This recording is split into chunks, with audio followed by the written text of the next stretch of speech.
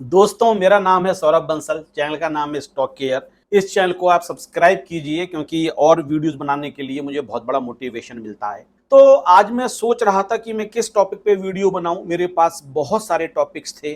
Fibonacci retracement पे मैं सोच रहा था बनाता हूं वीडियो। फिर जो डाउ थ्योरी है उस पर भी डबल टॉप, ट्रिपल टॉप, पता नहीं क्या क्या दिमाग में चल रहा था। फिर मैंने कहा चलो स्टॉप लॉस पे बनाते हैं वीडियो। स्टॉप लॉस जब मैंने सोचा कि वीडियो बनाते तो मेरे सामने दो क्वेश्चन आ गए, क्योंकि स्टॉप लॉस कैसे लगाया जाता है, स्टॉप लॉस क्यों लगाना चाहिए। स्टॉप लॉस क्यों लगाना चाहिए ये तो बहुत बड़ा एक वो है टॉपिक जिस पे तो बहुत सारी वीडियोज बन सकती हैं। क्योंकि जनरली जब एक नया ट्रेडर या नए ट्रेडर की बात नहीं कहनी चाहिए, बहुत टाइम के बाद भी मैंने लोगों को ये देखा है कि स्टॉप लॉस नहीं लगाते हैं। मैं एक छोटा सा एग्जाम्पल आपको समझाता हूं कि 1,000 रुपए का शेयर लिया, और मैं एक शेयर का एग्जाम्पल ले रहा हूं, लेकिन हो सकता है 100 शेयर लिए हूं, 200 शेयर्स लिए हूं, और एक शेयर 1,000 रुपए का लिया और वो अगर 1,050 रुपए, 1,060 रुपए तक पहुंचता है, तो फिर ऐसा लगने लगता है कि यार यहाँ से नीचे तो नहीं चला जाएगा, यहाँ इसको बेच के बाहर निकल जाए मार्केट से, हमने प्रॉफिट कमा लिया, हमने तो अच्छे शेयर्स खरीदे हुए हैं और 50 रुपए पर शेयर प्रॉफिट भी है, चलो मार्केट से बाहर निकल जाते हैं। और एक नॉमिनल प्रॉफिट लेके आप मार्केट से बाहर निकल जाते हो। और अगर फिर बाद में वो शेयर 1,100 रुपये का पहुंचता है, 1,200 रुपये का पहुंचता है, तो फिर आप अपने दोस्तों से कहते हो, रिलेटिव से कहते हो, यार जल्दी निकल गए, थोड़ा वेट और कर लेते, लग तो रहा था मैं ऊपर जाएगा, लेकिन चलो सही है। फिर अपने मन को आप समझाने की कोशिश करते हो। फिर एक दूसरा पहलू ये कि आपने 1,000 रुपए के शेयर लिया, बहुत सारे शेयर्स लिए होंगे, एक शेयर की वैल्यू लेके चल रहा हूं, और वो नीचे जाना शुरू होता है।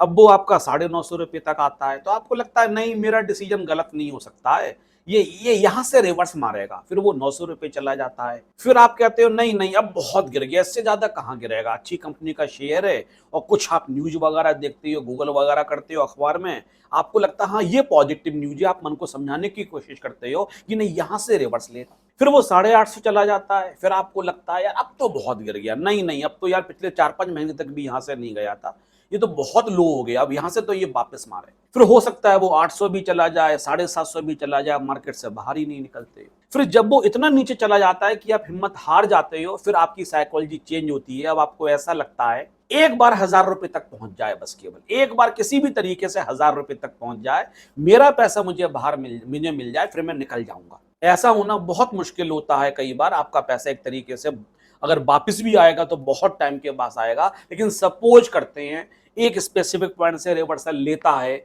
और 15 दिन में, 1 महीने में, 2 महीने में, 3 महीने में 1,000 रुपए तक पहुंचता भी है, और आप उस दिन 1,000 रुपए पे बेचते हो और भगवान को बोलते थैंक यू, मेरी कैपिटल मुझे वापस मिल गई, और आप फिर उस दिन चैन से सोते हो। लेकिन सोचो इस पूरे आपने प्रोसेस में क्या खोया, क्या पाया। प्रॉफिट आप 50 रुपए लेकर निकल गए, और लॉस पे आपने 50 रुपए का लॉस भी बियर करने को तैयार हो गए, 100 का भी हो गए, 150 का भी, 200 का भी, 400 रुपए तक का लॉस, 500 रुपए तक का लॉस। मैंने सोचा ऐसा होता क्यों है। साइकोलॉजी बहुत बड़ा रीजन है, बहुत बड़ा। ये एक्सेप्ट करना कि हमारा ट्रेड लॉस में जा सकता है, हालांकि उस ट्रेड में जाने से पहले कोई ऐसा बहुत सोच समझ के ट्रेड में एंटर नहीं करे थे। इवन देन हमें लगता है कि हमारी ट्रेड गलत कैसे जा सकती है, नहीं यहां से जाएगा, हमारा पैसा नहीं डूब सकता है, और उस चक्कर के अंदर आप लॉस किसी भी लिमिट तक आप बियर करने को तैयार हो जाते हो, लेकिन प्रॉफिट आप थोड़ा सा लेके बाहर निकल जाते हो। इसलिए मैंने कहा कि स्टॉप लॉस क्यों लगाना चाहिए, इसके पीछे तो बहुत सारी वीडियोज बन सकती हैं, लोगों की साइकोलॉजी को एनालिसिस करना पड़ेगा।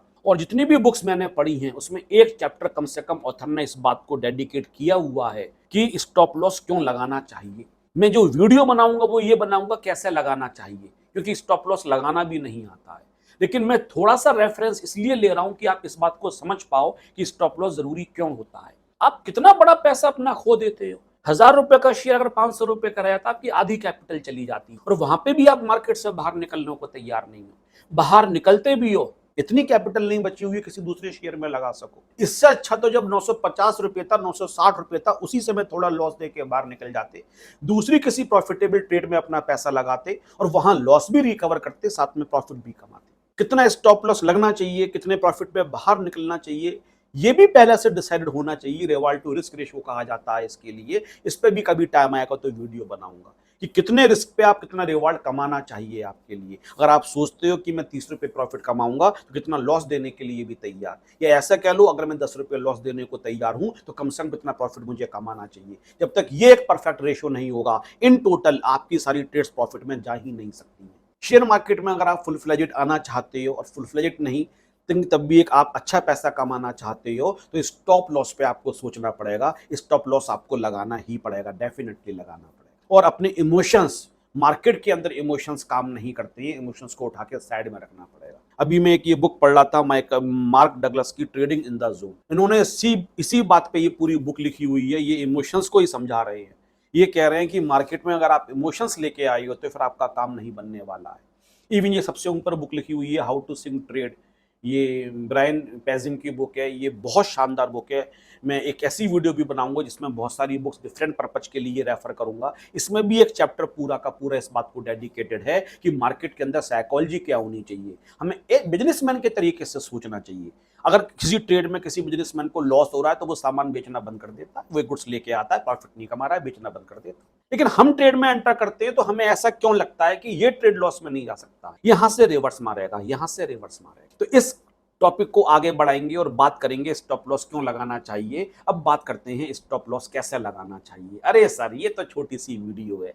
हमें पता है जब भी हम किसी ट्रेड में जाते हैं स्टॉप लॉस का ऑप्शन आता है, हम स्टॉप लॉस लगा देते हैं। हमारी साइकोलॉजी सर बहुत अच्छी है। अगर हमने 1000 रुपए का शेयर तो हम पहले डिसाइड कर लेते हैं 900 से नीचे जाएगा तो हम बाहर निकल जाएंगे, हम 900 रुपए स्टॉप लॉस लगा देते हैं। लेकिन सोचो अगर वो शेयर 1200 रुपए चला गया, और 1200 रुपए चला गया और आपको लगता है भी 1300 रुपए भी जाएगा, 1400 रुपए भी जाएगा, आप मार्केट के अंदर हो और आपका स्पेकुलेशन गलत हो जाता है और वहां से नीचे आना शुरू होता है, और आप नीचे आता है, फिर आता है आप देखते हो 1050 रुपए का आ गया। अब आपको लगता है ये तो बहुत कम आ गया। 1200 रुपए पहुंचने के बाद 1050 रुपए आ गया, तो आपका स्टॉप लॉस तो अभी 900 रुपए ही लगा हुआ है। तो बेटर नहीं है कि जब 1200 रुपए पहुंचा था तो अपने स्टॉप लॉस को 1100 रुपए कर दिया जाए। अगर अपने स्टॉप लॉस को आप 1100 रुपए कर दोगे तो ये तो श्योरिटी हो गई कि आप 100 रुपए कमा चुके हो। अगर आपका शेयर का प्राइस 1300 रुपए पहुंच जाता तो अपने स्टॉप लॉस को आप 1200 रुपए कर सकते हो। तो ये बात लोगों की समझ में क्यों नहीं आती है कि जैसे जैसे हम प्रॉफिट कमाते चले जा रहे हैं, हमें अपने स्टॉप लॉस को भी आगे बढ़ाना चाहिए। जो हम एक प्रॉफिट कमा चुके हैं कम से कम तो वो हमारा हो जाएगा। कभी बार ऐसा होता है कि हम अपने पोर्टफोलियो को चेक नहीं कर पाते हैं, बहुत बिजी होते हैं और कामों में, उतने ही दिनों में खेल हो जाता है। तो जो आपने प्रॉफिट अभी तक कमाया हुआ था वो प्रॉफिट भी आप लूज कर देते हो। अगर आपने अपने स्टॉप लॉस को आगे बढ़ा दिया होता तो जो प्रॉफिट का एक बहुत बड़ा हिस्सा तो आप बचा लेते कम से कम। तो सर मैनुअली हम कहां तक लगाते रहेंगे? इतने सारे पोर्टफोलियो में शेयर्स होते हैं, हम बार बार हमारा प्रॉफिट ऊपर जाएगा तो हम स्टॉप लॉस को आगे बढ़ाएं, फिर सारे शेयर्स के स्टॉप लॉस को आगे बढ़ाएं। नहीं नहीं, आपको मैनुअली नहीं लगाना है। जिस ब्रोकर के साथ भी आपका अकाउंट है वो आपको एक फीचर देता है, सारे ब्रोकर्स देते हैं नहीं देते हैं, आप चेक करो कि जिसके संग आपका अकाउंट है वो ट्रेलिंग स्टॉप लॉस की फैसिलिटी आपको देता है नहीं देता है। इसको कहा जाता है ट्रेलिंग स्टॉप लॉस। तो ट्रेलिंग स्टॉप लॉस की खास बात क्या होती है कि स्टॉप लॉस अपने आप आगे बढ़ता चला जाता है। दो तरीके के ट्रेलिंग स्टॉप लॉस होते हैं, एक तो फिक्स अमाउंट का भी लगा सकते हो, एक परसेंटेज का भी लगा सकते हो। सपोज करते हैं 10 रुपए एक फिक्स अमाउंट का ट्रेलिंग स्टॉप लॉस लगा दिया, तो आपका 1000 रुपए का शेयर था तो 990 रुपए स्टॉप लॉस हो गया। अब सपोज करते हैं वो बढ़ के हो जाता है 1050 रुपए, तो फिर जो आपका स्टॉप लॉस होगा वो 1040 रुपए हो जाएगा। अगर बढ़ के आप, मैं ये नहीं कह रहा हूं 10 रुपए का लगाओ, मैं एग्जाम्पल में बता रहा हूं कि आपको कितना रिजनेबल लगता है। इसका भी निकालने के लिए इंडिकेटर्स वगैरह होते हैं और इसको निकालने के भी तरीके होते हैं।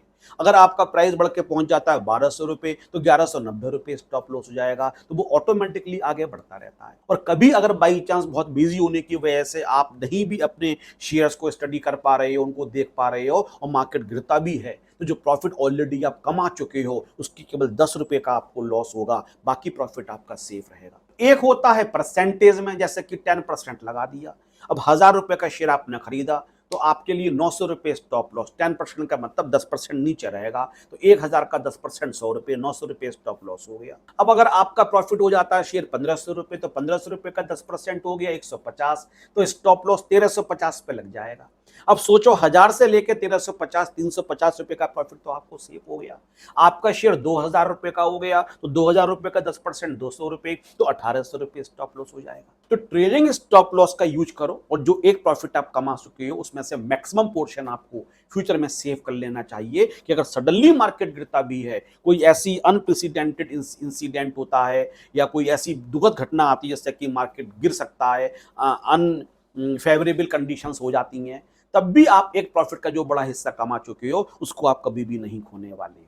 तो आपका जिस ब्रोकर के साथ भी अकाउंट है, जीरोधा के अकाउंट है, एंजल वन के साथ है, धन के साथ है, कोटक महिंद्रा के साथ है, एचडीएफसी के साथ है, आप पता करो आपका ब्रोकर आपको ट्रेड लॉस की फैसिलिटी दे रहा है या नहीं दे रहा है। मैं आगे आने वाली वीडियोज में आपको ये बताऊंगा स्टॉप लॉस कितना लगाना चाहिए और कम से कम कितना प्रॉफिट की उम्मीद करनी चाहिए। इसको कहा जाता है रिस्क टू रिवार्ड रेशियो। जो मैंने पहले कहा वो आखिर में फिर कहता हूँ, प्लीज़ इस चैनल को आप सब्सक्राइब कीजिए।